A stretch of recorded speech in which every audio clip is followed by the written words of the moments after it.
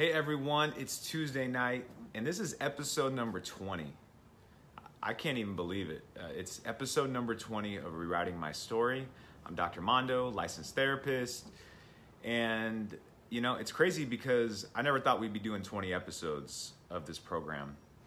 And if you're just tuning in, this is a program where we interview people about their heroic stories of the before and after transformations of their journey. It's not just a story of the before and after photos. It's actually a story of what's behind the before and after photos. So often we don't get a chance to hear from people about what really went into the work that they put in to their transformations. And sometimes we just see the before and after photos and we get lost in thinking that, you know, everyone's life must be so perfect now that they lost weight. In a transformation story, when you see someone lose 100 pounds or more, like you'll hear tonight from our guest, it's really easy to look at that guy and say, hey, your life must just all be figured out.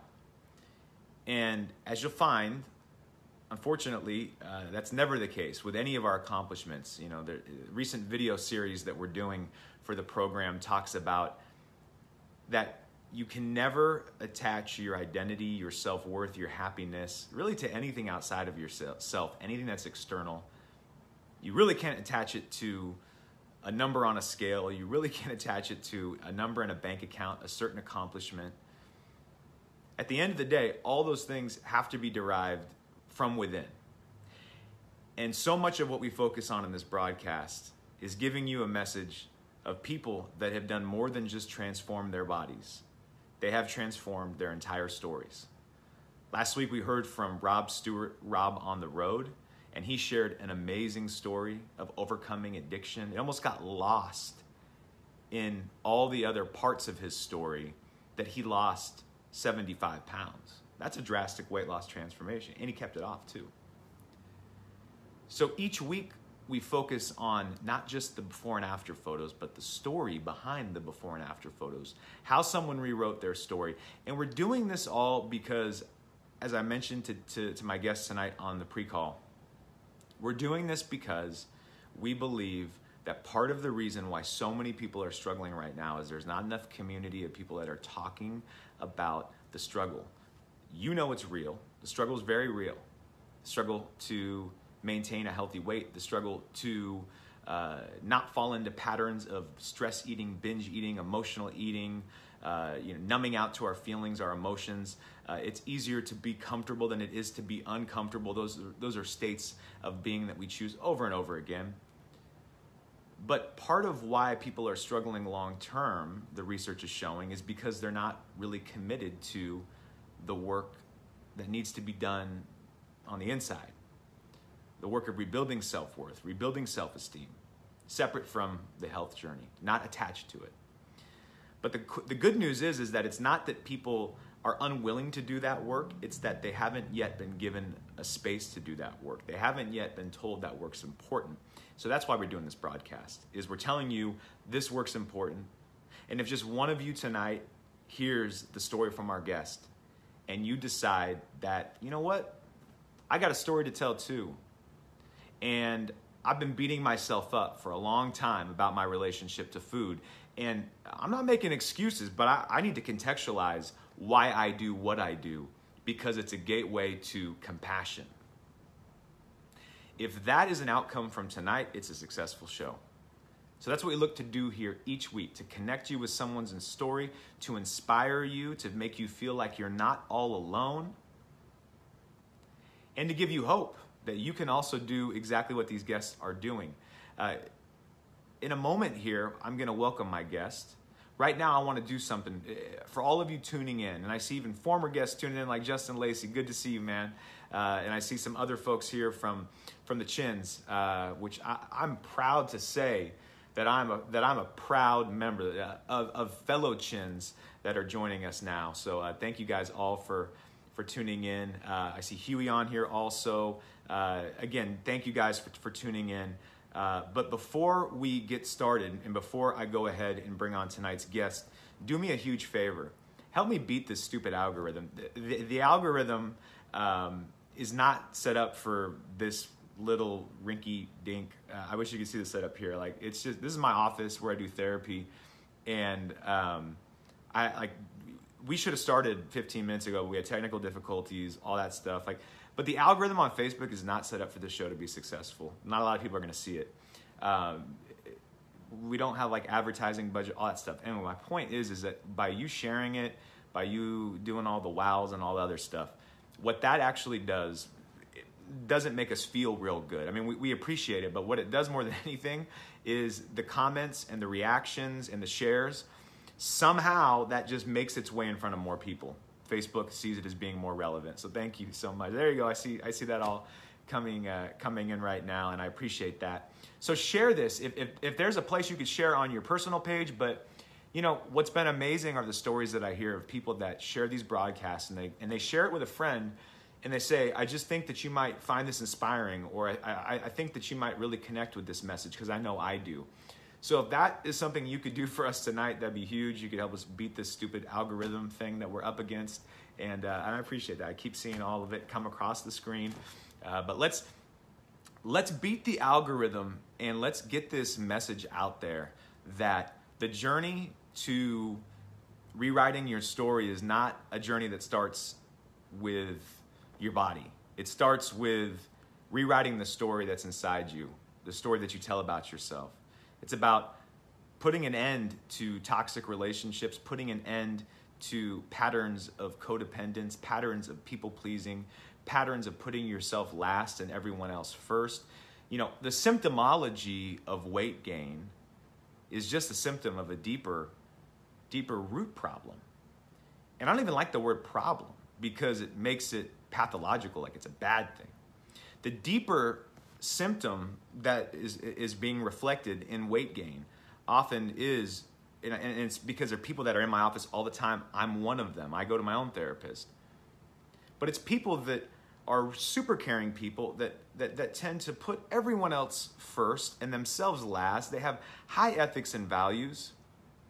They work really hard. They're driven in just about every area of life, but they're super hopeless when it comes to their own self-development, their own self-care, their own ability to put them first. So that, the food stuff, being an emotional eater, I know we live in a weight-shaming society, so you really got some shame around the fact that food's your drug of choice.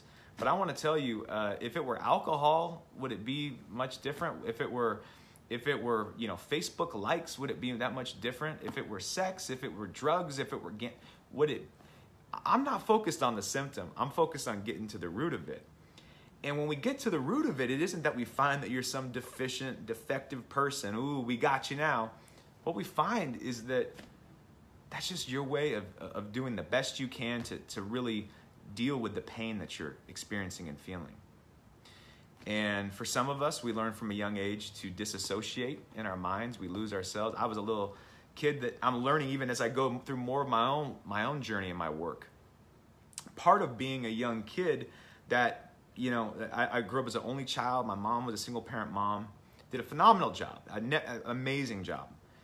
But I was alone a lot, and I don't use that as a crutch. I use that as context to understand that why is it when I'm alone, and I'm extroverted, so why is it when I'm alone and I want to be around people, I tend to kind of drift off into wanting to not experience that loneliness? Food was a great tool for me to do that for many years. I could really combat feelings that I had of anxiety or combat feelings that I had of loneliness. I could combat them and never have to experience them if I were to eat. And so, again, I don't think that when you look at the context of your story that there's anything to be ashamed of. In fact, there's a lot to be compassionate for. So that's part of my story. We're not here for my story. We're here to hear your guys' story. In fact, we're here to hear your story through the vehicle of someone else's story. In ancient cultures, and there's even some of these cultures that still exist, storytelling was the primary form of healing. It was a primary form of connecting as community. People would actually gather around and discuss stuff. I know this sounds crazy, like this was black and white film days. People not only would sit around the dinner table and discuss things, people would sit around as a community and get together and discuss what was happening in life, the good, the bad, the ugly. We don't do that enough And as a result, a lot of the dis-ease that we see in our society is contributed to that lack of community and that increase in isolation. It's something that we have to get against. Part of what happens when you sit in a circle and you're able to hear someone else's story as you go, like it happened to me the other day at lunch. One of my friends I was sitting with said, dang, like I really was thinking my stuff was so bad that no one else experienced it. But the more I hear all you talk, like we're all, almost to a sense, like we're all messed up in our own ways, or we're all dealing with something. That's what happens to the vehicle of story. And that's why tonight's story is going to be so important and powerful for you guys. Because some of you are listening and you're hopeless. Some of you are listening and you're frustrated. Some of you are listening and you're halfway through your journey and you think all it is you hitting some number on a scale and that's going to unlock all the greatest happiness in your life. Tonight's guest is here to tell you that all that stuff can happen, but it's going to only happen if you put effort into rewriting your story separate from your health transformation. They can be linked. You could say that I'm rewriting my story, that I'm putting myself first. I'm going to make self-care a priority and make exercise one of the methods to that. But don't get it twisted. You still have to do the work on the internal parts. Tonight's guest knows all about that. So again, I'm going to get him now. Let's see. I hope I could get him on the screen. That would just, at this point, here we go. The technology has not been cooperating today, but I think it's going to work out just fine. We're going to get our guest here tonight. And our guest, there he is. Oh my gosh. Amazing. You're here. How are you, man? I'm doing well. How are you? I'm doing good. My headset's not connected. Are you hearing like feedback and stuff like that or no? No, I'm feeling pretty good. I'm sounding pretty good. You're sounding pretty good. Okay, awesome. This man deserves an introduction, so I'm going to give it to him. The guy that you just saw join me on screen has, believe it or not, just is. How many people have you coached in your career now as a running coach? Over 100. It's easily a couple hundred. I'd say easily a couple hundred, and that's going back maybe 8 years, 9 years. Recently, now haven't gotten into personal training. It's, I mean, the numbers are growing exponentially, and I'm so grateful for that. But from a running standpoint, easily a couple hundred. A couple hundred. So this is a guy that not only has an amazing transformation to tell about, but he is an agent of change. He's someone that has really dedicated his life, and you'll hear his story tonight, to helping others. And I think it's so cool. So with no further ado, who we have on screen here tonight with us is Dan Herman. And Dan, if you could just give people a little bit of background about a little bit of background on what you're up to now. So just maybe finish that thought, and then we'll talk a little bit about, where you came from and how you got to here and stuff like that. Sure. And first of all, thanks for the opportunity. I think this is, it's great that we were able to connect the way we did. So right now I'm fortunate enough to have recently been certified as a personal trainer. So I'm working as a trainer right now for a local facility here in town. And I've been doing that for a while, a few months, and just having a phenomenal time. I see a couple of folks out there. I'm not pointing into the camera, but I'm pointing into the camera. I see a couple of you out there, by the way. You see some of them out there. Are these some of your clients or some? Yeah. Really? I'm not outing anyone in particular, but I know who they are. That's so cool. But that's so cool. It's been, to say that it's been a beautiful expression so far, it's an understatement. It really has been. Wow.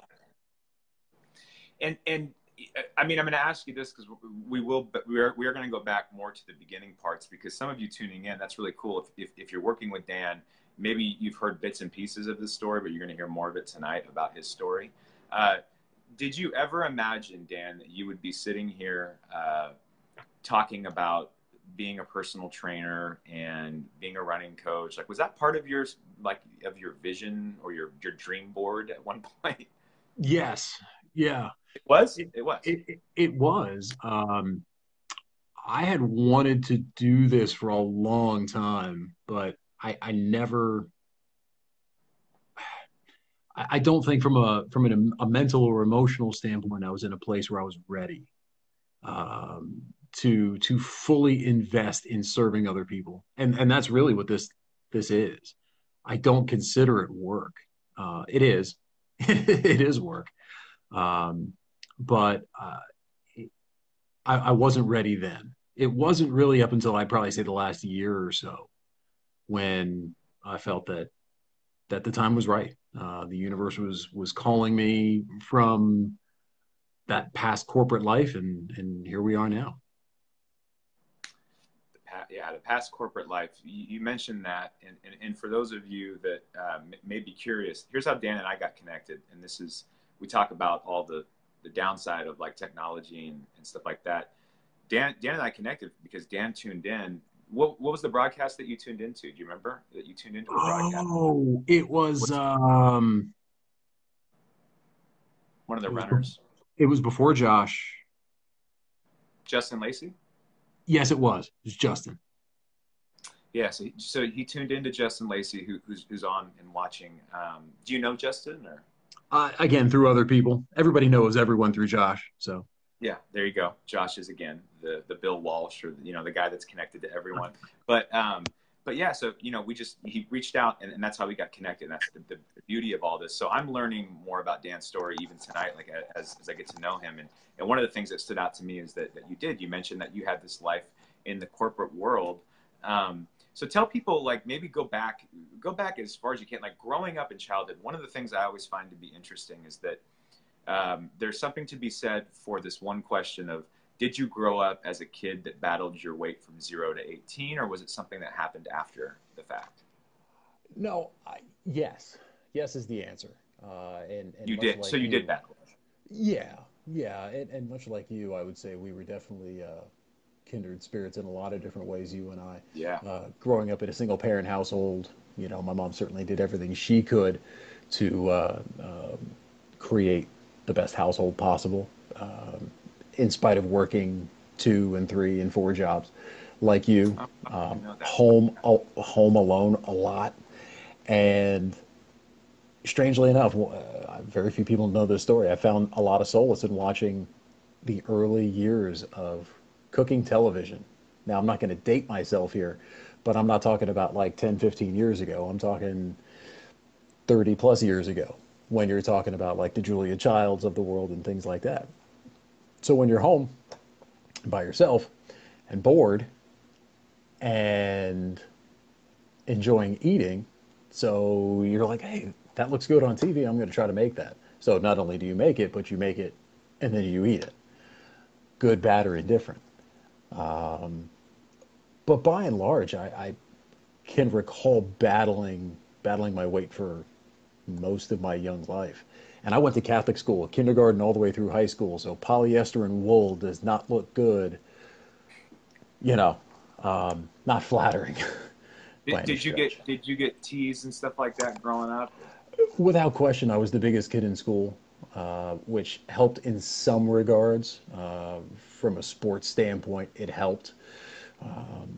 Once I got to high school, there were more kids of various shapes and sizes, so that certainly helped to a point. But in grade school, it was hard. I mean, it was really hard. I remember the day I stepped on the scale at school, and I was the first one to reach 100 pounds, and just all of it. Yeah, it was difficult to say the least. Yeah, it's overwhelming for me, I'll be honest, hearing your story, because it brings up a lot of my own. And yeah, there's just so much there that I can relate to. Did you have siblings growing up, or were you? Yeah. Only, those who know me well know I could only be an only child. Why is that? What do you mean by that? Yeah, I've never been able to figure it out, but that's that's what I've been told. I'm not sure that my mother, truth be told, could have handled another one of me for a lot of a lot of different reasons. But no, yeah. That's amazing. So okay, I'll stop with all of that. But I'm like, wow, man, that's pretty impeccable that we have lots of similarities. Just again, I totally resonate with your story. So So yeah, you grew up, mom worked a lot, and food for you was like, looking back, was it a bit of a fantasy and a bit of an escape? Oh, without question. Without question. I grew up in a primarily Eastern European, old school German household where we celebrated in very traditional ways, as you would imagine. The holidays were a big deal for us, and we didn't sit around and do nothing. We sat around and ate everything. Yep. We didn't go visit family and not eat everything. So it was always a big part of who we were culturally, but it was also very comforting. The one thing I'll always say when people ask me about my relationship with food back in the day, food never talked back. Food never fought back. It did exactly what I wanted it to do and what I needed it to do in that time. Was food the most, and again, this is, I think you drew the fine distinction. I have nothing but amazing things to say about my mom. And in reality, I've learned how to hold two realities to say. My mom is amazing. She's probably watching tonight. Mom, you are amazing. And the other reality is that, it's really hard being a single parent. And, even if you're a superwoman, which my mom was, and maybe your mom was as well, you might say, but even then, like, you need the parents around. You need someone around to really be able to provide, especially when you're going through what you're going through at school with being overweight and all that stuff, and just in general, right? But would you say that in that sort of way, that in regards to all of the attachments, the attachment you had to food was maybe the most secure and available attachment that you had? Sure, and that just goes back to what I said previously, that food never talked back. Food was always Never there for talked you. about. Yeah, no Yeah. matter what. My mom is a wonderful human being who fights the fight every day.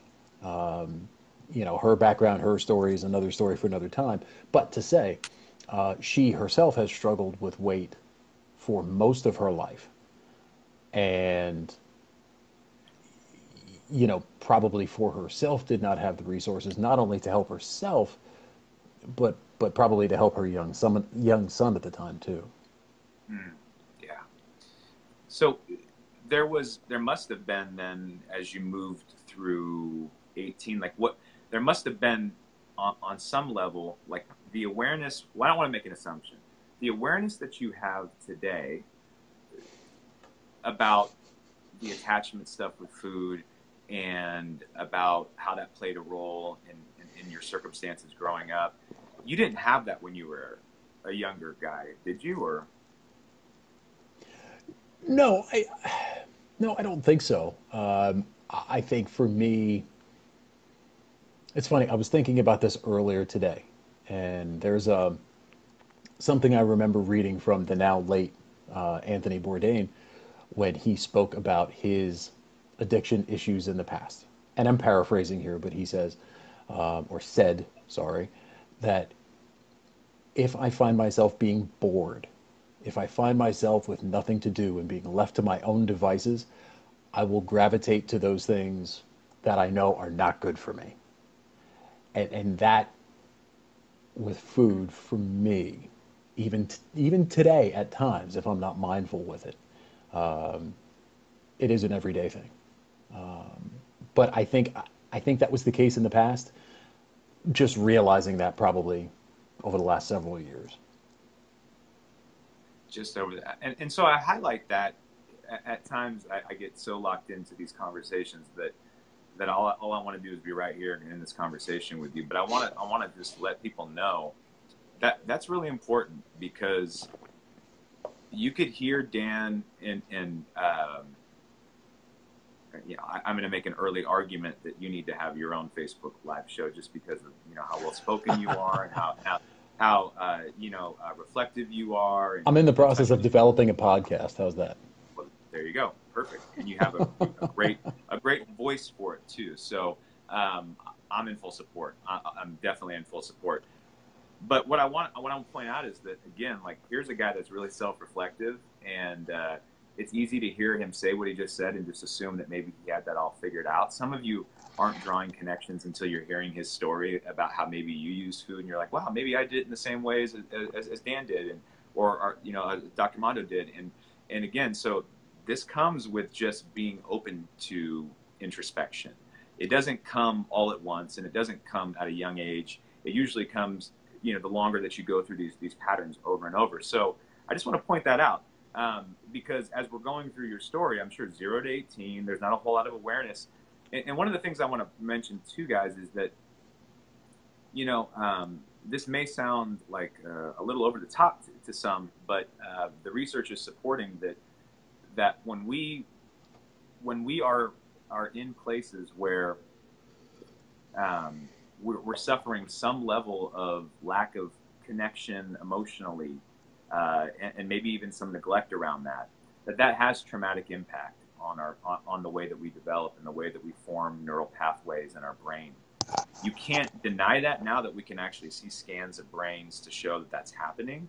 So the reason that's important to mention is that for some of you, it's not saying, oh, I'm powerless. What it's saying is that there's this empowering news to say, first of all, just like for Dan, why Dan was choosing food at a young age in some ways, and even why he might revert back to it now, is a neural connection that he has, as like his brain saying, this is a place to go for safety and refuge. And, you talk about that long-standing attachment. It's a lifelong process to not just realize this stuff, but to shift it. And even when you shift it, there's still neural pathways that want to go back down that train track. Sure. So I mean, again, does that resonate with you? Oh, absolutely. It's learned behavior. It is something that you do almost, I shouldn't even say almost, subconsciously, without even giving it much malice of forethought. It's there. You can catch yourself with your eyes in the fridge for no good damn reason whatsoever, and you know it, but you catch yourself doing it. Whether it be you have moments of free time, you're anxious, you're excited, you're upset. Insert emotion here, at least for me. Some people may only respond or may respond differently to anxiety or euphoria, or speaking for myself as someone who, and again, we could probably go on about this for several hours, but who has had a long relationship with really deep-seated depression. Food was always my savior, and it is that drug to me that when it comes calling, I need to make sure I've got my mindfulness going. Yeah, and I can hear so much of the mind. We'll talk about tonight. I'm sure people are wondering, like, what did you utilize to get you, and what was the bridge to get you to where you're at now? I hear tons of mindfulness and vulnerability being a huge part of that. Back up for me a little bit more, and what was the first attempt? How old were you when you really had your first success at weight loss, and like really attempted to lose weight, saw some success? How old were you, and how'd you go about it? I would probably say early 30s. I think that would be fair. By that time, I had probably gotten over 300 pounds, maybe 310, maybe 320. And at that point, I knew that a change needed to be made. And so I took it upon myself. How much of an increase was that? Sorry, between like maybe what your set point was in teenage years and stuff like that. I can tell you when I graduated high school, I was probably anywhere between 230 and 240, which again, at 6'1", and I'm being generous, depending on how I've got my hair, that's still carrying far too much weight. But from high school being that 230, 240 number to, as soon as I graduated high school, I moved out of the house and basically just indulged, for lack of a better word. Worked, but indulged for the most part. When I made that first attempt, I'd probably say somewhere around 310. Took it upon myself to join a well-known commercial weight loss program that shall not be named. Okay. And can we do that here? Oh yeah, no, we can mention Okay. whatever here. Yeah, Yeah, it's this fine, is and totally. I have no issues with it. But so Let people figure it out. Yeah. yeah, it's fine. But I had some success. Lost 50 pounds relatively quickly.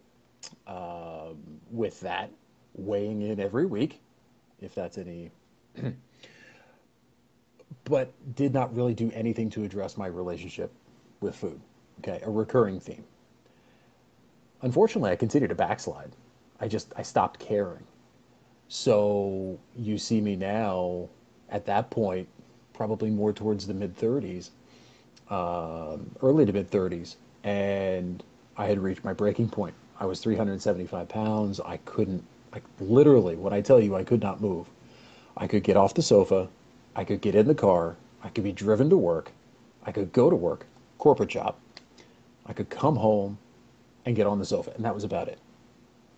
I had the most incredible pain in my back and in my legs. And after really putting it off, I went to see a doctor who referred me to a neurosurgeon who took an MRI and diagnosed me with what's called an arachnoid cyst on the spine. And that basically is what it sounds like, legs of a spider wrapping around all the crevices in in my case, in my lower back, from a degenerative standpoint. There was nothing they could do. They cannot operate on it. So it is something that I will carry with me. But in that moment, in that day, I remember that doctor at that time. He says, I can give you a choice. You can walk out of here and you can do nothing. Or I can give you an epidural, which will help relieve some of the pain, and you have to get your ass moving. And it was really Interesting. that simple. And I think it was 2 or 3 days later, I was on the table and I took an epidural shot. And 2 days later, I remember this like it were yesterday. 2 days later, I was in Allentown, Pennsylvania, in my local running store. Chris Schmidt, who still owns it to this day, sold me my very first pair of running shoes at 375 pounds. And that to me was kind of a seminal moment. Having someone formal like him look at me like a normal person and really help guide me that day. It seemed like nothing, maybe to him at the time, but he and I still talk about it to this day. I was just going to ask if you ever told Chris that. Yeah. Oh, absolutely, absolutely, without question. So, not to paraphrase, but it certainly wasn't. It wasn't over at that point. I did continue on that particular commercial weight loss program, being extremely restrictive on everything that I ate. So imagine running with high intensity 6, 7 days a week, being very restrictive on calories. I mean, eating, when I tell you eating virtually nothing, my goal every single week was to hit a number on the scale. You were locked in. In so much that I would show up to weigh in on Saturday mornings after having gone for a hard run, not had a single drop of water, and then I made sure. Oh, not to mention my deep rooted relationship with a chocolate laxative. Mm. I was going to do everything I could to hit that number. And in August of 2006, I got all the way down to 206 pounds, and I looked sick. I looked awful. And I felt awful. I felt awful. More so Once you hit your emotionally. More so emotionally.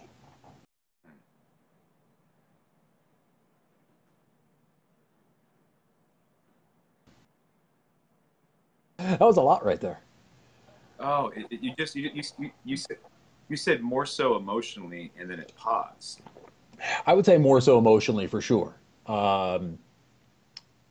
Because I knew my mindset hadn't changed at all, really.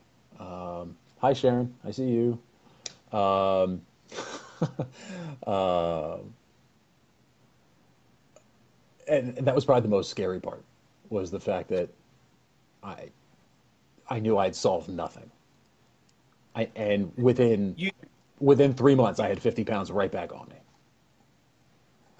that's amazing though, that because I see that. I mean, I don't want to. I hate sharing the statistics because it's discouraging. But there's a lot of people who gain weight back after they lose it, and it's discouraging when you hear how high the number is. It's super high, but the good news is that if you're able to actually say that it's not about weight loss, it's about something else, and I need to work on that something else, then really you have choices and it's solvable. Just like that doctor gave you a choice, that there is choices in these matters, and you just need to redirect your attention. Most people though typically are in that honeymoon phase of like, hey, I lost the weight, I hit the 206, yay, life's great, doesn't matter, this is all great. It sounds like you really had some awareness that I didn't really solve much. Like I don't feel great, or I was scared to death. I was scared to death. I was afraid to eat anything because I knew how I got there, and I knew the mindset that I used to get there. And I knew I wasn't going to do anything to change the behavior at that time, but I knew it wasn't sustainable behavior. I knew that. And so it was really just a matter of time. I mean, all I did at that point was set myself up for failure. And I think that had to happen. I think that had to happen to get me to this space today, which I think is a different one to a point, but definitely different in terms of how I relate to myself in that moment. so. Yeah, I got so much kind of just rapid firing through my head. I mean, your story's so rich. Just I don't know. I want to back up. Someone up here, I think it was Sarah Shannon. Thanks for tuning in, Sarah. And Sarah said, the feeling that someone believes in you is powerful. Whoa. Like we heard last week in my interview with Rob, he talked about how there was people that were, two women in particular, one with his mom and the other was his boss, that were accountable with him, but also were believing in him. And that those people had those seminal moments with him. There's something to be said for that, because you're talking about it now, and we hear about this countless times again, but just to be in that running store. And I guess there's two takeaways of, for those of you that are listening and watching, you know, maybe there's a seminal moment that's right in front of you right now, and it just involves getting in community, because the theme seems to be getting outside of yourself and taking the risk to be in community, like going to that running store. That was hugely courageous and vulnerable. And the other thing is that if you're on the receiving end and there's someone that you want to really help and support, the formula seems to be pretty simple in terms of what people do to show up for people in really impactful ways. And that's to just lead with compassion and just lead with being a human being. Like what I hear you saying is that when you walked in that running store, the humanity of that man is what impacted you. The fact that he looked at you and was like, okay, you're a runner. Let's get you fitted for running shoes. Where maybe in your mind, and I know what that's like, you know, being 300 pounds and being in the running store and looking around, am I the biggest guy here? Are they laughing inside their Oh, minds? absolutely. Wow. Absolutely. You know, who the hell would ever mistake me for a runner? You know, yes. Yeah. Emphatic yes. Yeah. So that those are two things. Again, guys, is there people in your life right now that are doing that, showing up for you in those ways, and maybe this will allow you to highlight them. And then the other thing is that's how you could show up. You don't need to go read 100 books. Just lead with humanity, lead with vulnerability, lead by just being compassionate. And you don't know the impact you might be making on someone. And so I think that's just so amazing. And, you know, another theme, again, as you mentioned, it's a theme that we're going to talk a lot about tonight, is, you know, that this idea that I could lose weight, and I could take all these skills that I have, maybe applied to my corporate work or whatever my job is. I could be driven, and I could make it about numbers, and I could manipulate numbers and all of that stuff. But that didn't solve the real issue for me. And so what happens next? You get down to this 206. You put 50 pounds back on. Kind of at what point do you start to transition into where you're at now with this incredible self-awareness that people are seeing and this newly found relationship with food and all of that? It had definitely been a few years after that where I'd struggled a good bit and fluctuated a lot, which, and I don't need to tell you, the emotional and physical toll that takes on a person is it's a lot. It really wears on you, especially from Man, an it's emotional so much. standpoint. You feel like you're never going to get there. You're never going Yeah, to get like there. I want to sit in that for a minute because I know you can appreciate that. But like as you say it, I'm feeling that. Like it, man, like it's a lot, right? Like the emotional Yes, toll of doing the yo-yoing and like being in life and then being out of life in terms of your engagement and how you because show I up. can And like tell you, I can surely gain it a good bit faster than I can lose it. I don't know about anybody else, but I'd race you, but I don't want to. Yeah, yeah, let's not do yeah, that. Let's it's not do not that. true. But no, I had really, my attention had drifted away from it after I'd started putting some of the weight back on. There had been a point in time where, geographically I had moved around to different places. I see Annette just signed in, strangely enough, and that's one of the folks that was in one of my running groups years and years back. I had moved down to Greenville, South Carolina, one of my favorite places on the planet, and had lived down there for about 10 years. And the beauty of being down there is that it's just a wonderful running community, and you could run 12 months out of the year, much like I'm sure California is by and large. Yeah, So once I got down there, I kind of felt a little bit more in a groove. But I can tell you, as my running picked up, and while I lived there, I ran 4 marathons and really trained up a lot and ran a lot. Still wasn't quite from a mental standpoint in terms of a relationship with food. It was more of a reward. I was still thinking about the weight loss aspect of it. I was still using running almost primarily to help get the weight off of me. Still wasn't quite there yet. Yeah, honestly, it probably wasn't until I'd say the last 2, 3 years where for me something just clicked. And building the tribe, I mean, indirectly, of course, you talk about the 6 degrees of separation with Josh.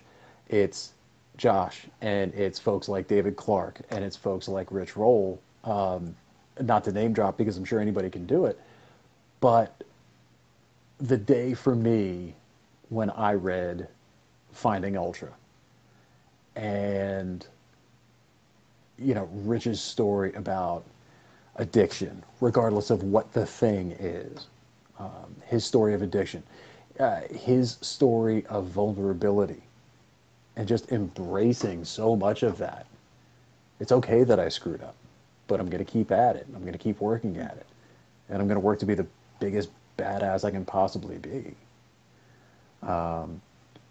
Once that started to click for me, the mindfulness became more and more prevalent. so it was accepting, and I don't want to speak for you, so I'm going to reflect back what I heard, and then you can tell me if I got it. But it was accepting uh, your your bumps in the road. I don't know what you want to call it. Like the fact that the fact that you had screwed up. The fact like it was accepting that Sure. and just saying like yeah, like okay, and that was a big part of it. Absolutely. It's progress. It's not perfection. And I'll tell you, please do not mistake anything that I'm saying. If you're looking for someone to say a self-deprecating word, I'm your guy. No one can ever say anything to me in that regard that would be more self-destructive or more destructive than anything I could say to myself. Okay. So in that regard, I could always toss myself under the bus. But having a little bit more self empathy, looking towards progress and not perfection. We were speaking off air, excuse me, and we were talking about that line from Charles Dickens. And maybe someone out here knows it a lot better than I do, but it is, and I'm paraphrasing, whether or not I will be the main player in my own story, these pages will show. Well, damn. I mean, damn. If that does not encapsulate everything that this is all about for me, I don't know what does. You have to be omnipresent for yourself and dial in and pay attention and be okay with yourself. Cut yourself some slack a little bit. You still want to try to set yourself up for success, right? If, say, for instance, a bag of Lay's potato chips might be your, right here, might be your downfall. My advice? We should probably try to avoid keeping them around on a regular basis. And that's part of the acceptance, right? Like accepting just that's your story with potato chips. I mean, like you can work your butt off to try to like and onion dip and onion dip. I forgot onion dip. Sharon just reminded me. And onion dip. And onion dip. Yeah. Yeah. Right. Like, yeah. At some point, you just own it and be like, okay, like I'm not gonna be a part of that. There's people asking what year was it that this transformation to answer I think it was Joe's question. Yes. Dan was running throughout this. So, yes. and that illustrates a great point that, you can be running and using, like you were saying, running as, like food as a reward for running, and you could do incredible feats. But still, like that's, I guess, the point that resoundingly we hear in Dan's story and so many people's stories, that you can lose tons of weight and still have not addressed the emotional turmoil within and rewritten your story. You can run lots of races and look the part and still not have addressed the emotional turmoil within. And so what year was it, how long ago was it that you would say that, and I know this is like it's rewriting, it's not rewrote, so you're always rewriting your story, but how many years ago was it where you felt like all that stuff that you were talking about, kind of like those light bulb eureka moments were happening? I'd probably say a good 3 years ago. And it's funny, after having truly bought into that, my weight personally seems to have stabilized a good bit, especially much more recently. A lot of it, again, being mindset, but also putting in actionable practices to try to set myself up for success on a daily basis.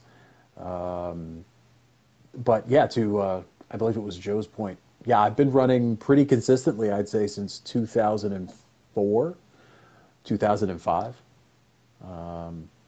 It is interesting to me because when I run into people who I talk to about running, whether it's at the training facility where I work now, or anywhere else for that matter, they say, "What about your knees?" Strangely enough, even for my size back then or today, of all the problems I've had, I've never had a single problem with my knees.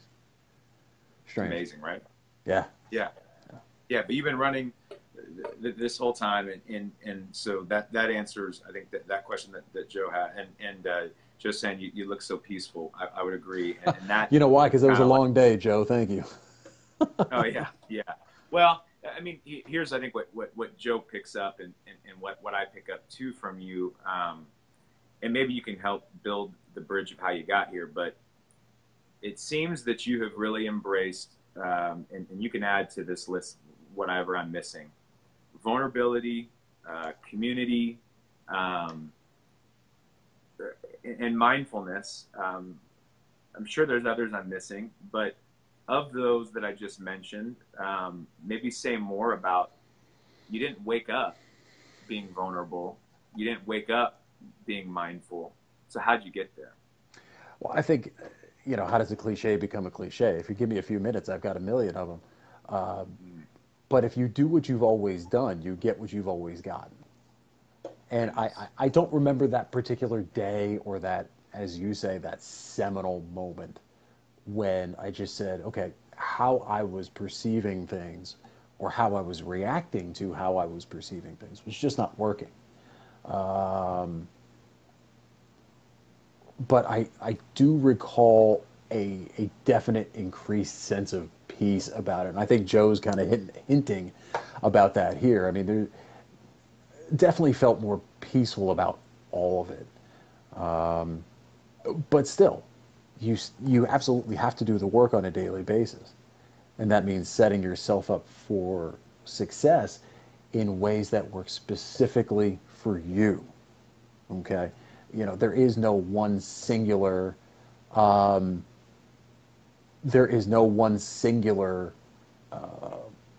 prescription for everyone. No pun intended. But I think there are definitely some actionable things that everyone can do that can help. I believe mindful journaling is something that all of us in I wouldn't even say weight loss, I would say weight management journey. That's something we all need to take part in. 5 minutes a day. Explain mindful journaling to people. So for me, I have a composition notebook, and of course I don't have it within arm's reach, but it's just like the ones we used to get back in school. And I will generally write whatever my workouts are for the day in advance. I will write what I eat for the day. Honestly, that took a few years to get that part down right. And just how I'm feeling. I mean, truthfully, how I'm feeling. And I have to be honest. While I think my management of my depression has been better, there are still times where I have to be painfully honest about where I am in the moment. And because when you do that, that really opens the gateway to so much else. When you're truly honest and transparent with yourself about your emotions, then you can understand more of why you feel like you're gravitating towards the thing. Do you mind if I chip in and answer a question here real quick? Go for it. Richard asks, how many days a week do you work out? Most weeks, I'd say 5 or 6 days a week. I will tell you, I'm down to about 2 or 3 runs a week. The training facility where I work, Impact Training, I see some of the folks in here tonight. They put on phenomenal classes. I try to jump in there when I can, whenever my schedule allows. But it is absolutely a combination of flexibility work, strength training, which is critical for anyone trying to manage their body composition, and running, which I'm going to run until I'm told I absolutely can't anymore. Love it.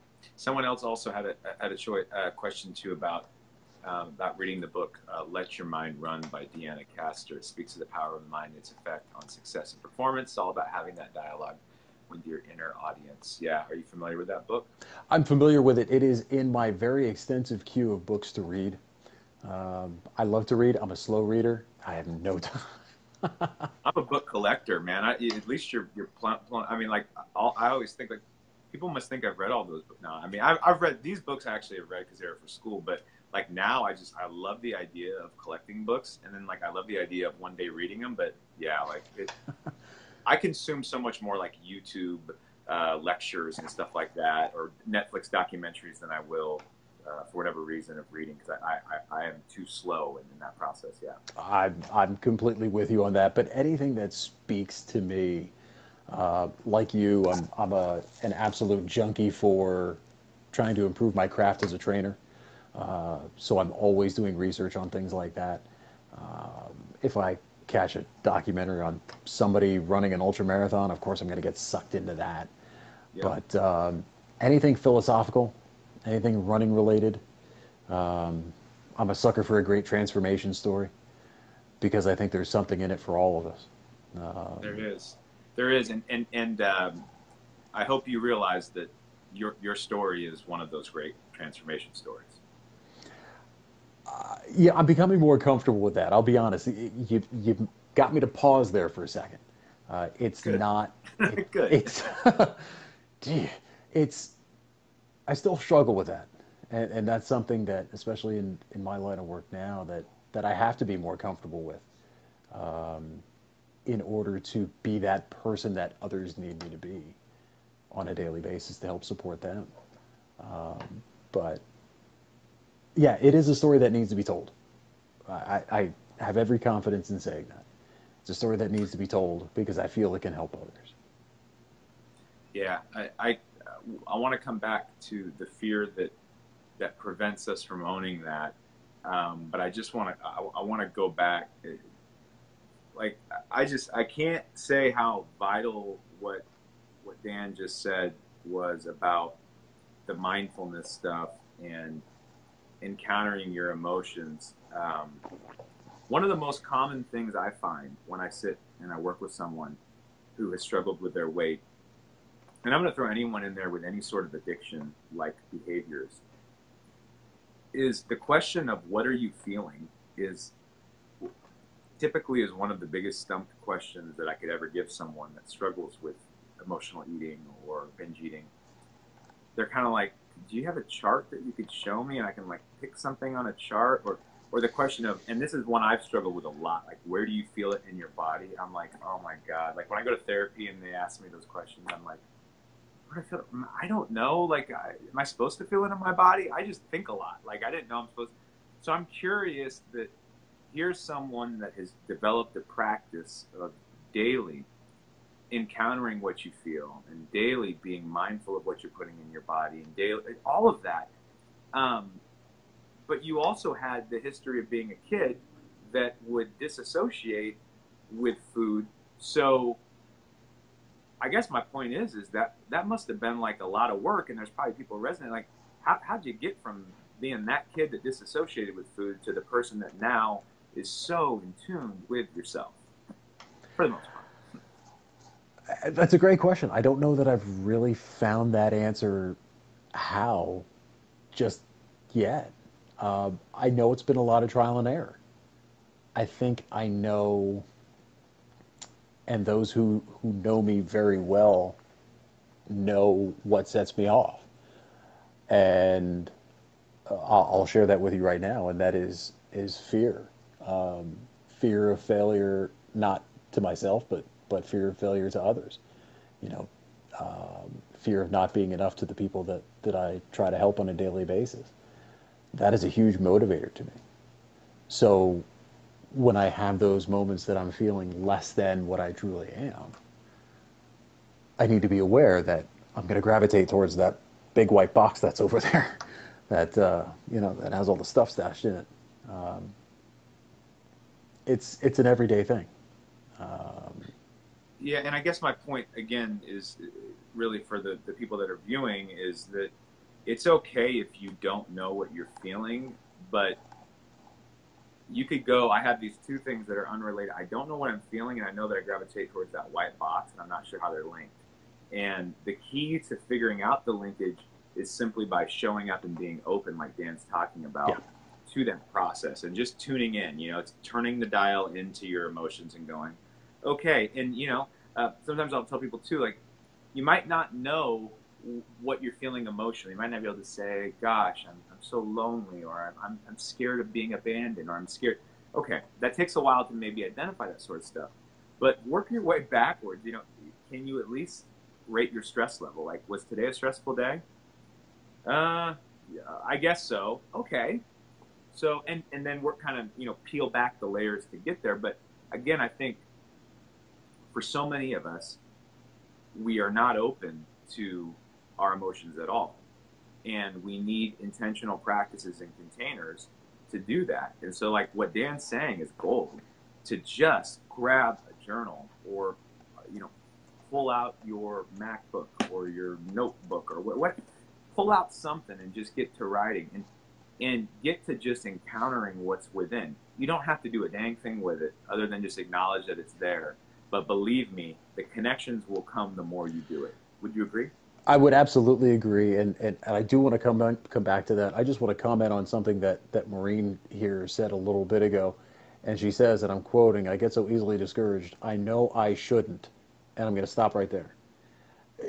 to me, one of the biggest words that I really, through lots of therapy, by the way, really worked on eliminating from my vernacular is should. Should not. They really should not exist, because it implies the idea that the perception is something outside of your own self. Okay? There is no should or should not. There is no really right or wrong. I mean, the objective is, look, Maureen, here's where Maureen is today. Maybe she could be better, she could be worse. But Maureen's objective, by and large, I believe, is to be better tomorrow than she was today. And the day after, better than the day prior. And on and on and on.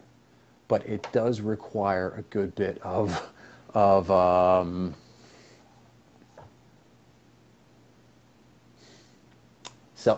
self-care to a higher order, for sure. I mean, sometimes you just need to give yourself a big existential hug and say, you know what, it's going to be okay. Well, and the power too, like you said it so well, that and you learn how to build that voice of compassion within, often from having someone sit with you and be compassionate, just like you are right now being to Maureen and saying, hey, this language of should and shouldn't, it's just okay to be where you're at right now. And, I think you mentioned being self-deprecating, and it's so easy for us to critically analyze our experience. And that's what I love about mindfulness, is that it puts us in an observer role. So there is no should or shouldn't. It's just there is or there isn't, right? Like this happens to be here. I'm noticing, right. I'm just observing. I'm just in qualitative research. I'm noting that this exists. It's not, it means this thing. No, that's not really helpful. That's not helpful, that I shouldn't be feeling this way. All that does is, like Maureen probably is experiencing, because I felt it too, when we put those shoulds and shouldn'ts, it's like, it just devalues the emotional experience. And if you want to spray Miracle Grow on any emotion, I don't care what it is, positive or negative, the best way to make that emotion grow exponentially is to tell yourself not to feel it. Oh, don't feel embarrassed. Oh my God, now I'm blushing. Like, you know what I mean? Like it's just, our bodies they don't adapt to those cues. And I want to speak to Mary Tara here, who goes so far as to say that she's a quitter every time she tries to journal. Quitting, I think, is an overused term for folks like us who go through this journey, if for no other reason than the fact that, and I'm speaking specifically to Mary Tara when I say this, she's here right now in this space, like sharing this vibration, whatever this is. And, because of that should tell her, because it sure as hell tells me, that she wants to be better for herself. She wants to take that extra step. That is to say, be an active part of your own experiment. If that means journaling in a composition book doesn't work for her, it may not work for 99 people out of 100. But find that thing that does work for you. Find that tool, find that resource, whatever it is. Do it on your phone. Do it, you said, anything, whatever works for you. But give yourself that outlet. And it is a very cathartic outlet too, I'd say. Yeah, and to that, I think you can't fail or succeed at doing that. Again, this is just something you show up for. You just got to show up, and by showing up, whether it feels like, oh, I really tuned in, or I really didn't tune in much, hey, you made the time, you showed up. That says something. I know, Mary Tara, you want to continue. You're doing so. I love just sitting back and listening to what you're able to share with different folks here. So she's saying that I lost 105 pounds, but my outside and inside are in constant turmoil. Dan's gonna jump in on that. I'm just gonna tell you from a research standpoint, that is like so par for the course. I can't even tell you. I'm so sorry, because unfortunately, we don't give people a roadmap when they lose a drastic amount of weight. So you're probably thinking everyone else that I saw on The Biggest Loser or on television, like their lives were perfect and they weren't in turmoil. No, the reality is they were in turmoil. They were just doing their best to hide it. and then eventually they hit it with food and they gain the weight. So the fact that you're opening up about it and being vulnerable is so awesome. So Dan, her experience, I imagine you can relate to. It is, and I can go back to that one instance in particular where I did lose all that weight and made it all the way down to 206 pounds and thought that in some way, shape, or form I crossed that proverbial finish line. I suppose I did, but it was, it revealed itself quickly what it truly was, and it was fool's gold without question. Not having set myself up for the long term, and I'm certainly not pointing the finger at say the commercial weight loss programs or anything else that's out there. But there is far more money to be made in weight loss than weight maintenance. Okay, and I'll just toss that out there right now. The weight maintenance, ladies and gentlemen in the audience, and I submit to you, that's for us. And that is an individual thing. I mean, if anything else is n equals 1, I don't know what it is. You have to find the way, because for a lot of us, we've never known our best, healthiest, most truest selves. I have no, and still to this day, as I sit here now, I'm a lot closer than I was. I'm probably in the best shape I've been in maybe ever. Am I done? Probably not. Will I know it when I get there? Maybe. I don't know. But I think as long as you are continually truthful with yourself and transparent with how you're feeling and what you're doing on a daily basis. Look, I don't want to get all like transcendental and, tree hugging hippies and Skittles and unicorns here. But you have to love Skittles and unicorns to be. Keep going, man. I was never a big Skittles guy. I'm sorry. Yeah, no, okay. The sour ones were bad. Not that anyway. Go ahead. But you have to fuel yourself, and I mean that in the literal sense. You have to fuel yourself properly. You have to take care of yourself. You have to move more in a meaningful way. I'm not going to tell anyone who doesn't want to run, you need to go run 5 days a week, otherwise you're a failure as a weight loss human being or a weight loss subject. It's garbage. It doesn't exist in my world. Just be better and commit to it. Just commit to being better. And that means surrounding yourself with people in your tribe, either right in your own home, in your community, where you work, who can toe the line with you every day. Yep. Yeah. Support from a tribe is crucial in maintenance. Sarah Shannon said in the program that we got online, stage 7 is a support system that speaks the language. And that's what this is, by the way, folks. It's like we're creating it right here, right now, in real time. You guys, I always say this when I give talks, but people go home after those talks. They go there because they struggle with the food stuff. They know what it's like to lose 100 pounds, like she was mentioning, and still be dealing with inner turmoil. Or as Richard's lost over 300 pounds, and having loose skin and all the stuff that comes with that. Mm-hmm. But the problem is that for a lot of people, you're going to go to an event like tonight, even where we're talking about this, and you'll return into households with folks that, unfortunately, just from their own experiences, cannot relate to what we're talking about. Some people would join this conversation and immediately go, "This is strange. Maybe it's strangely interesting, but I can't relate. I don't have a point of connection to it." So the vitality and importance of being around people that get this stuff, who've gone through it, is just through the roof. And it doesn't have to be 100 people. It can really be just even, a solid 2 to 5. And now today with the technology we have, I was mentioning the chins and just how, like, even being a part of that community for me in 2 weeks, that got me running again. And it got me thinking and being just different. And so, again, I just think that we have to be intentional about that, and yeah, you talk about how crucial that was. As an only child, well, are you more introverted or extroverted on that continuum or spectrum? Oh. Yeah. I asked a loaded question, didn't I? No, not. I wouldn't say a loaded question. I would say, by and large, generally extroverted. But like, again, strangely, like you, excuse me, I do like my times where I can.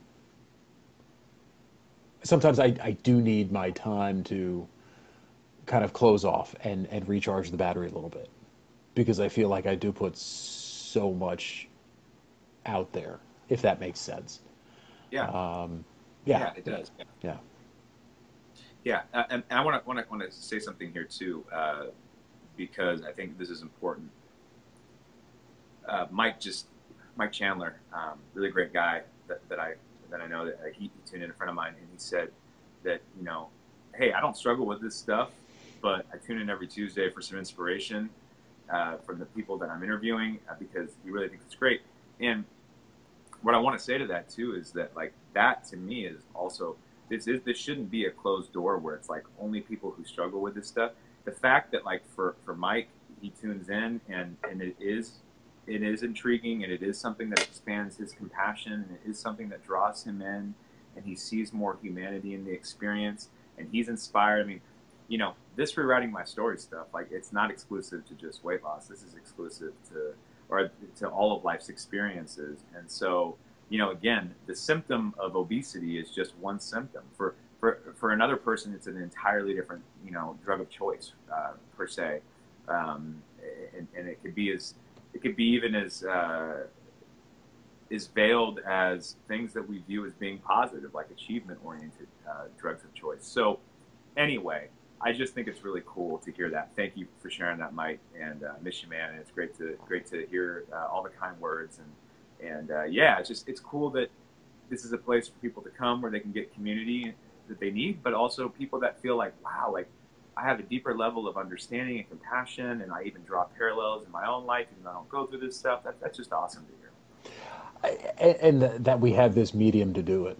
I think that's wildly important. The other thing too, and you touched upon it just before, was not only having compassion for ourselves, which has been such a main theme of what we've talked about tonight, but hell, I mean, really just exercising some compassion for each other. And that goes both ways. If you are someone who is going through that journey for yourself, maybe you have some people in your circle who don't get it, or don't necessarily support you in ways that you feel are helpful. I think it's important to have compassion for those people as well, because they may just not have the resources internally to do that. I can think of people in my past that I had blamed for years that, and I'm paraphrasing, why the hell didn't you tell me? I mean, I sent you before pictures, I think, a before picture or two, and I had the nerve to say to another human being, another sentient person, why didn't you tell me? I didn't need anybody to tell me. I didn't need anybody to tell me anything. I knew how bad it was. But again, a lot of it is how we perceive things, and there are people out there who, while they may want to genuinely care about your well-being, they just may not have the proper tools to say the right word, or something of that regard. And that's the thing. It's funny because, like you said, there's no way to really brace that conversation in a way that feels right. Because and the reality is, like, for me, people have told me when I was at 300 plus pounds, and it didn't matter which way you told me, in love or not. Like, as the journey progressed, I heard love in it more. But early on, that was a freaking dagger, man. Like, that, it didn't matter if it came from love. Like, I was going to interpret it. I was going to go eat for it. You know what I mean? Like, it wasn't going to motivate me in any way until I wanted to see what I wanted to see. And I wanted to accept that, yeah, I have to make a change. Yeah. No, you're right about that. I'm looking for, you did send me before pictures, yeah? I believe so.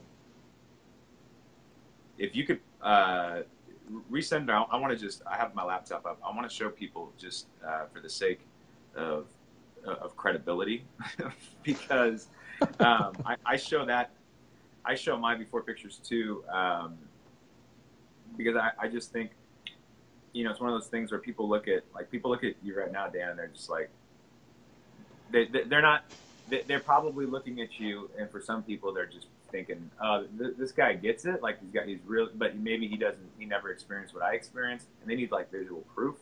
So if you have visual proof, I think I've got a hand on it here. yeah, so you'll send it over. Richard said, what was your heaviest, Dan? 375. 375. It could have even been a hair heavier than that, truth be told, but I believe it was 375. Yeah. Awesome. Bear with me. I think I have access to them here. So, guys, I want to say this too. This has been, you know, as we're winding down, if you have any more questions, this is probably one of the more interactive rewriting my stories that we've had, in terms of our guests being just so gracious to answer your questions. And like, can someone give me like some feedback here? Am I alone in believing that Dan's going to have just like one of the best podcasts out? I can't wait to listen to it. I was kind of kidding when I said I was going to do that. You got to do it. I'm like, put that out there. Truth be told, it's something I have been.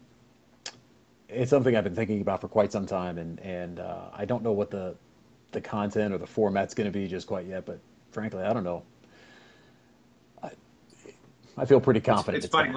Let me just share this with you to let you know that that is happening, because when you told me, I just assumed it was already in the works. And the funny thing is that this whole broadcast, this show, started with I got a call from Mihal, or Facebook message from Mihal Sarinsky, who's the director of Food Choices, which is a documentary on Netflix. Really cool if you haven't seen it, for anyone out there.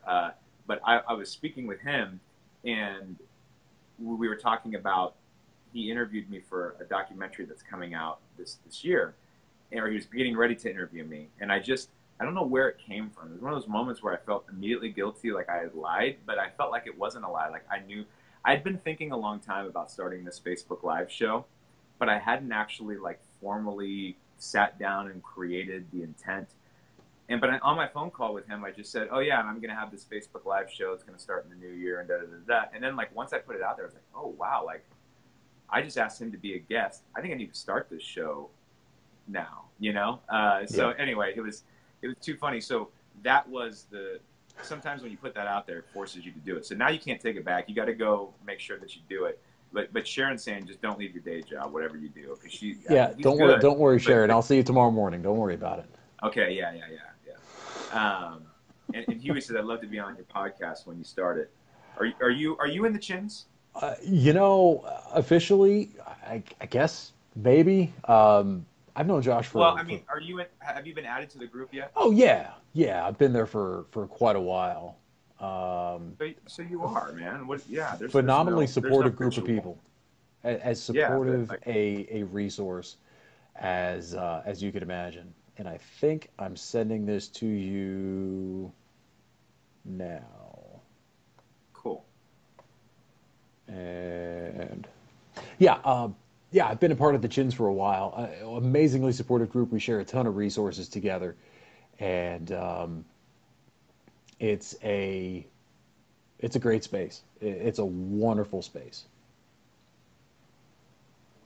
So I'll look for that before picture. What are if someone is, you gave people tools, and again, guys, I'm going to highlight this, but he talked about the importance of mindful journaling, and the importance of mindfulness, and the importance of vulnerability, and being in touch with your feelings. Are you a big yoga guy? I mean, I saw the picture. You look like you're a big yoga guy. I have been in the past. I love yoga. I'm embarrassed to say I don't get to practice as much as I'd like.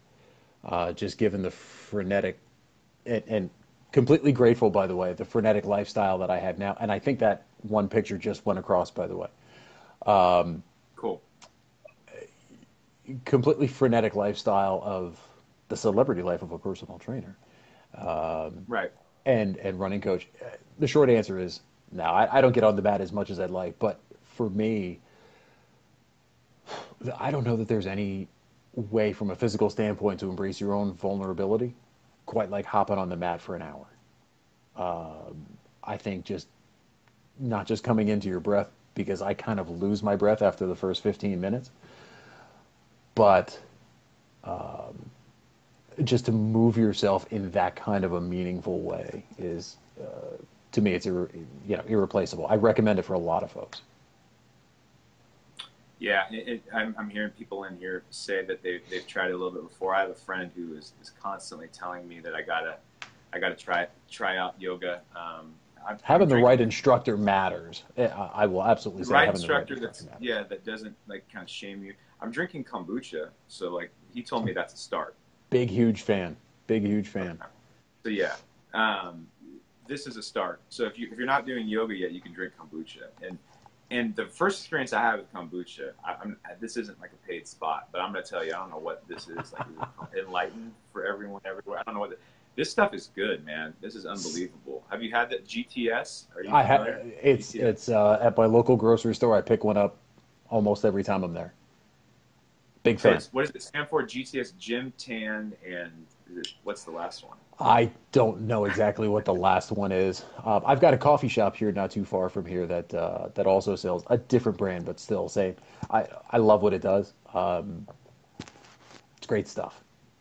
Good stuff. Yeah. So that's part of it. Look, guys. Here's proof. Okay. You can relate. You can relate to. Oh. Yeah. What's it? That's quality right there. Hard to look at that picture. Still to this day, if you could believe it. Yeah. Yeah. Why is it just hard to look at it? Because what comes up?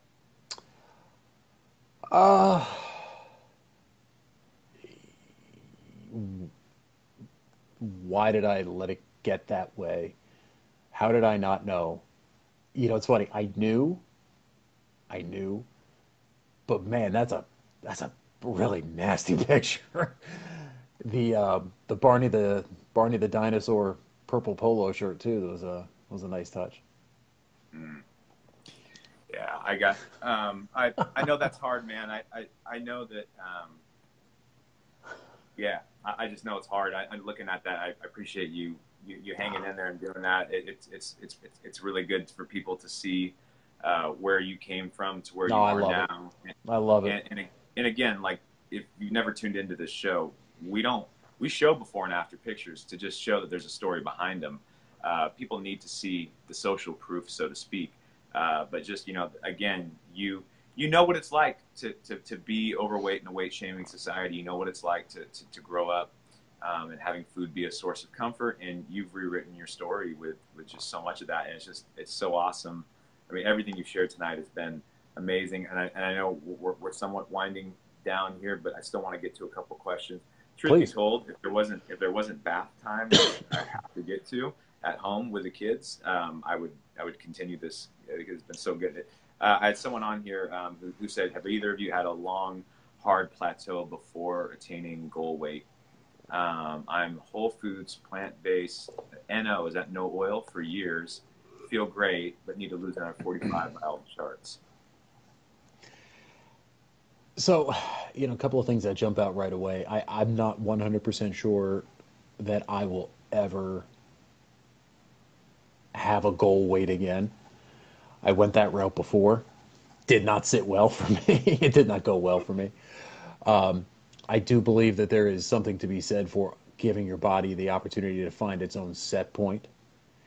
I think in order to understand what that set point is, and I'm not a medical professional by any stretch, so I don't want to overstep my bounds here, but in order to understand what your set point is, you have to give yourself quality fuel, mindful movement, and enough time to recover for an extended period of time. And your body, I believe, over time will gravitate towards where it feels it needs to be. I may be wrong. We'll find out. I wish I had something to contribute to what was just said, but I want to just echo and highlight that. Facts, that part, say that, whatever. I mean, everything that was just said, that's totally it. I don't own it. We own a scale. I don't know if it works or not.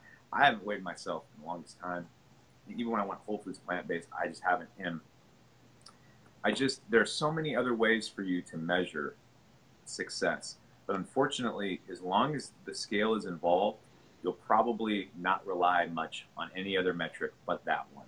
So in order to expand the way that you measure success in your journey, for some of us, it means you have to break up with the scale, and because, otherwise it controls your mood and it controls your day. And it can control in a situation like this. If you've done everything Dan just said, and you've eliminated, and you're eating quality food, and you're moving, and you're taking the time to recover, those are the ingredients he mentioned. You know what? Really, at that point, I think, let your body do what your body wants to do. I mean, weight is such a flawed thing for so many reasons, right? And I just, at the end of the day, what I take solace in knowing is that if you are fueling your body in a healthy way, and you are exercising and getting good heart health, chances are you're probably going to be in a pretty good position in terms of your long-term health, regardless of what your weight is. That's my take. And again, I'll clarify scope of practice. I'm not a medical doctor, so maybe there's other medical doctors that would tell you something different. But that's just my take in terms of working with the mind and the emotions, and being a therapist, and looking at it from the scale and point that I do, pun intended. And I just think that at the end of the day, it's just, there's so many other ways to measure success. The scale to me has got to be one of the last ones. I'm inclined to agree with that. I think from an aesthetic standpoint, there are, well, let me back up for a second. I think there are better measures that you can see success. Obviously, aesthetics are the way to go. How you feel. I mean, listen, if you're doing those things we just talked about, if you are fueling yourself properly, if you are moving more mindfully, if you are giving yourself ample time for rest and recovery, you will begin to feel better. If you do not, that could be the indication of something deeper and underlying, and that's another story for another time. But is there anything more rewarding in this existence than being in a body that allows you to do some pretty amazing stuff? I mean, it's funny. Almost every day when I go out for a run, especially the runs that don't feel awesome, I have to remind myself, this is still pretty damn cool. I mean, there's no, after everything that I've been to and been through and all of the things that I've done to myself, there's no reason I should be able to do this. But I am. And that to me, that carries a value that, while I still need to remind myself, it's quality. It's quality stuff. Yeah, I think, and that's part of what I think a lot of runners would probably tell you. I know it's something that I appreciate too, is there's something about running that puts you back in the moment, and has you encounter those thoughts and those feelings that are under the surface, and then you're left to accept them, acknowledge them, and then look around at all the cool stuff that you're around, in terms of what you're able to experience. So I want to just thank you, because again, like I said, I could go on for hours and hours. If you don't do the podcast, I'm going to hold you to it, man. Like, honestly, because here's the thing, and you have to know this on some level. You have to know this. You have a great broadcasting voice. You got a great broadcasting voice. You great podcast voice, and you have great insight, and you have great ability to share not only your story but also to ask, the right questions, and to just the way you're answering those questions. So anyway, I just can't wait for that to come out, and I'm subscribing to that when it does. And so you just let us know and make sure that we can publicize it for you. I appreciate that, because that's going to be awesome. Thank you. Yeah, I just I'm very very grateful. It's really unique to hear each week someone's story. I always walk away just in love with what I hear, and in this particular one, what I take away is so much of wow, like that's pretty interesting how much that you and I resonate with. I think each other's stories. I think it's just really fascinating, and I really hope for that sake that we'll continue to stay in touch and to even do another one of these down the road. That sounds great. But yeah, man, I really appreciate you a lot. And I love Thank you. everything. Like, it was just so cool to sit back and be like, yeah, like what he said, that was awesome. I don't really have a lot to add. I'm grateful beyond words, honestly. And obviously your work speaks for itself. I've mentioned that to you before, but I love the medium that you've chosen to use for this. And I love the way you're getting the message out. In time, you'll see people are going to continue to gravitate towards this and Thanks. hear this very organic, I think, very organic perspective on something that touches so many people on a daily basis. So for that, I'm grateful not just for this space, the time that you and I had, but for what you've given me already, even before we started talking today. Oh man, thank you. We're all on this team together. So you're part of the team. We're all part of the team, and I really do appreciate that because that means a lot. I appreciate that. Yeah. Well, Dan, are you going to keep tuning into the broadcast? We got another one. Absolutely. I have nothing better to do on Tuesday nights, so here you go. What state are you in? New Jersey. You are in New Jersey. Mm-hmm. Okay. What part of New Jersey are you in? Much further north than where you were. So you were in Point Pleasant. I was probably about an hour and a half north of that. Say just outside of Princeton.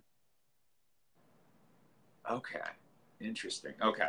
Yeah. No, it's that part's a little ironic because today we've been talking a lot about New Jersey today. And I saw that. I saw that. I was like, what the heck? That's too wild. So yeah. And so, but when I am back out, like, how far are you from Newark? Say that again. I'm sorry. How far are you from Newark? Oh, Newark. 40 minutes. Okay, 40 minutes. Anyway, my point being is that at some point we should definitely meet up, go for a run, or I'd love to meet you in person. And yeah, so we'll coordinate all of that. But yeah, just appreciate you and continue to be jumping in here and let us know what you're up to, man, because you were absolutely an amazing interview, and I can't wait to just see what you're up to next. Thank you so much for everything you do. Absolutely, man. Yeah. You have a great night, and I'm just gonna go ahead and just let everyone know. Wow, was that not some deep, powerful stuff from Dan tonight? My gosh. Yeah, what a source of wisdom. Yeah, there is something about his spirit, his energy, whatever you want to say, just that is so. I don't know. It's just light, and it's really cool to hear someone who's in that space just kind of reflect on their experience and their journey. But it's even really more cool. I was gonna say cooler to know that he once was in a place that was the complete opposite of what he finds himself in now, in terms of really being so in touch with his emotions. It should inspire all of you out there, because some of you are listening and going, I don't know how the heck I would ever get even on close to that guy's level. Well, guess what? He got there. You can get there too. The principles of mindfulness are really important. There's so many great trainings out there. If you just Google search mindfulness, there's a great app called Headspace, which I refer a lot of clients to. It's a free app. It trains you on mindfulness. The journaling, 750words, 750words.com, one of my favorite websites. It's a journal where you can do meditative brain dumping there online, and it's really cool. So anyway, there's tons of tools out there. Go use them. But again, thank you so much for everyone for tuning in tonight to Dan Herman. What a great guy he is, and so excited for his podcast and all the other stuff that he's going to be up to. So you guys know the drill. It's Tuesday night, which means that, as Mike Chandler was saying, I appreciate that Mike, that his wife knows Tuesday night he's hanging out with us, and I love all of you for hanging out with us on Tuesday nights. It's such a pleasure to be able to have these stories. They really impact me each week. It helps me a lot in my journey personally. I'll say that. But we have another one next week. We're going to be back, and it's going to be, wow, yeah, next week. There is a guy that, I'll tell you really quickly the story about this guy. So I'm always on the hunt for plant-based chefs, and I'm always on the hunt for plant-based chefs that do meal prep delivery, and I can never, ever, ever find, anyone. And so to find someone that does plant-based meal delivery services, like in the Northern California region, even though you would think there'd be tons, is always cool. To find out that guy's in Sacramento, where I'm located at, was even better, even cooler. And then to find out that guy, he lost 150 pounds in 5 months. 150 pounds in 5 months. And he's plant-based, and he overcame drug addiction. He overcame alcohol addiction. He is just absolutely unbelievable. His name is Leon, and we're going to have him on next week. I'm not on Instagram very much, but this guy's got 65,000 people on Instagram that follow his story. 65,000. It's a lot of people. So anyway, and I talked to him today. He's just like a super humble guy that is just, he literally, his whole life is dedicated to helping people eat plant-based food and lose weight and transform their lives. And so anyway, I will drop in links so you can get a chance to see his story. We're going to be promoting that a lot. He'll be our guest next week. He's actually going to be in person. Not only that, he's going to bring some of his plant-based food so I can give it a try and you guys can see what it looks like. And if some of you are in the Sacramento area and you want to contact him, we'll make sure we give you info on how to do that. But he will be with us next week. And so anyway, I'm so pumped for that. I can't wait to talk to this guy. 150 pounds in 5 months, kept the weight off, but not just cured himself from food addiction. He, on top of that, cured himself of serious drug and alcohol addiction on his own. Not recommended at home, but incredible. You're going to hear his story next week on Rewriting My Story with Dr. Mondo. Again, why are we here? I always like to recap because dang it, we need a place to have community and talk about this stuff. Let's stop focusing so much on the before and after pictures, and let's focus more on the stories behind the before and after pictures. Let's stop focusing so much on the number on a scale, and let's start focusing on rewriting our story in regards to our self-worth, in regards to the things that we deserve from this life, and really living that out now, because we don't have to wait to see some number on a scale to give us permission to live the life that we want to live. We can do that right now. You can do that right now. It's exactly who I'm talking to, is you guys out there. So I appreciate all of you. So much love for all of you guys. If this broadcast was helpful to you, be sure to share it. Comment below so the algorithm can be won and we can get it in front of more people. Dr. Mondo signing off. You guys have a great night.